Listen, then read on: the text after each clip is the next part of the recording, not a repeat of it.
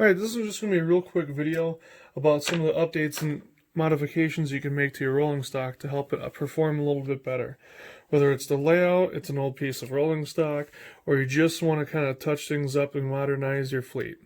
So a lot of cars now come with either metal axles and or metal wheels, and a lot of them even come with metal couplers. Myself, I prefer metal axle, semi-scale tread for the wheels, and semi-scale couplers with their trip pins. Now that comes with a little bit of work. So as you can see on this FlexiVan flat car here from Walthers, I've updated to semi-scale couplers and intermountain axles.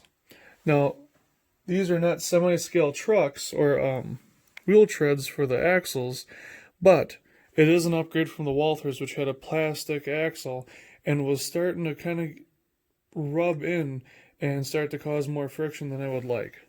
So what I did is I used the Micromark truck tuner to clean that up. So this little blade right here, it's probably very hard to see. There's a little blade on here that'll cut in and smooth that out and clean it up.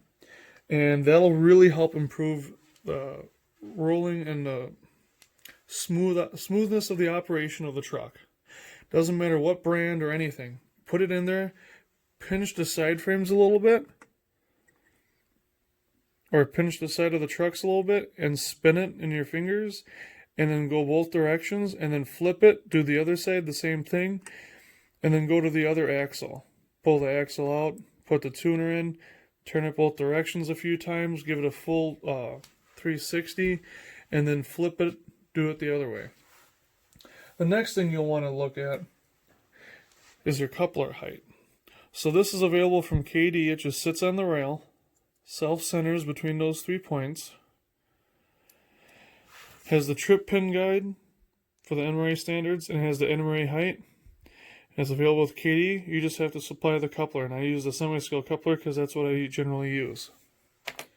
And then when you buy couplers, if you don't buy the bulk pack, you get these handy little pockets that snap together now. They don't have the wings for the screws on them, although I believe they are still available.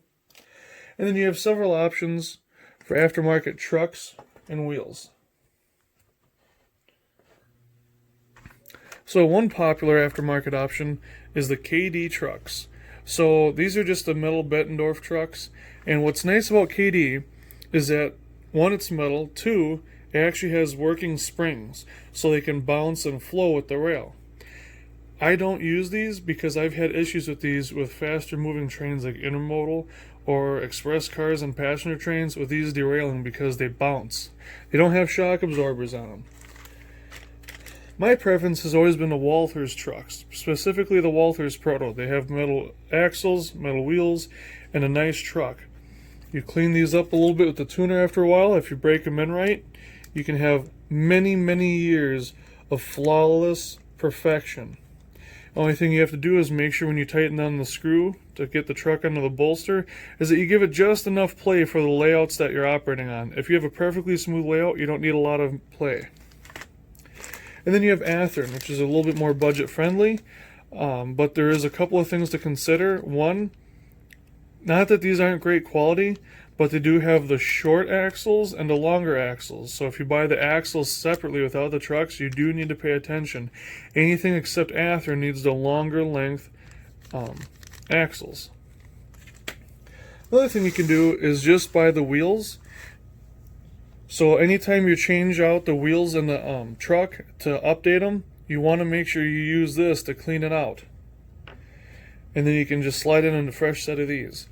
Now there is a dye or a coating on them to give them the color and to protect them. So what you'll want to do is just take some rubbing alcohol on a cloth, put it over the rail, and then run these over them once they're on the car. And that'll help keep your track clean and keep from these getting it dirty.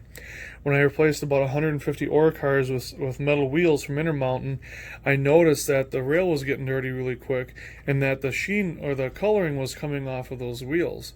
So what I did is I ran them over about 2 feet of alcohol-soaked rags, and it all came off. The wheels were clean, the track got clean. It was a much better operating experience. And you can buy semi-scale or standard width tread axles and wheel sets from Tangent, Walthers, Exact Rail, and Intermountain. I'd say Intermountain is probably by far the most popular. Exact Rail should have some fresh stock, and Tangent has them in stock right now. That's where I got these, and I plan on using these on testing on some different equipment, and I expect that they'll work just fine. I've heard about issues with semi-scale wheels on Pico switches and some different layouts. I've used them for years on various cars, on various layouts, and I personally have not had any issues, so I'm going to continue to use them. If you have any questions about what layouts do and don't take well to semi-scale wheels, check with the people who operate them regularly. If they say, well, we've never had them on here, maybe just buy a small pack like this for $8 or $10 at your local hobby shop, and then try it out. If anything, you've lost $8 or $10. But I have to say, from my own experience, I like the way the semi-scale wheels look, especially looking at the back of the train. It just looks better. I found that they even operate better. They're a little bit tighter tolerances for the flange and everything, but I found that they work great for my purposes, and once I've swapped these out, everything runs smoother. The great majority of my rolling stock, not the stuff that I have out because it's all new, runs flawless because I went through with a truck tuner, I put in some semi-scale wheels, and I broke it in appropriately. And all I do to break it in is I just press a little bit of weight on top of the car after I've tuned it and put the new wheels in, and I just roll it back and forth nice and slow, just like you break in brake pads, just to help get the groove right, and you just push it back and forth. I've got other videos about that, so if you're interested in seeing that in more detail, please look back through my YouTube channel and you'll find it. So that's about it. It's going to cost you anywhere between $3 and $10 a car to update. If you're going with just wheels, you can go get by with $2 or $3 a car. If you're looking to replace the trucks, you could spend $5 to $10 or more, depending on the level of quality and detail you want. Scale Trains has expressed interest in releasing their trucks with the roller bearing caps that work on them.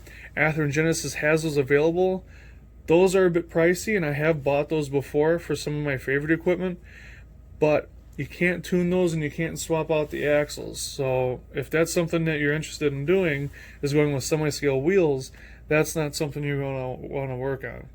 I've had very good experiences with the Scale Trains cars rolling very freely, but some of the Athearn Genesis cars with the roller bearing caps on them don't always run as well. And you don't want to lube it up either, because then you'll have oils getting all over the side frame because it'll come through by that bearing cap. So that's it for this video. I hope you have a great night and take care.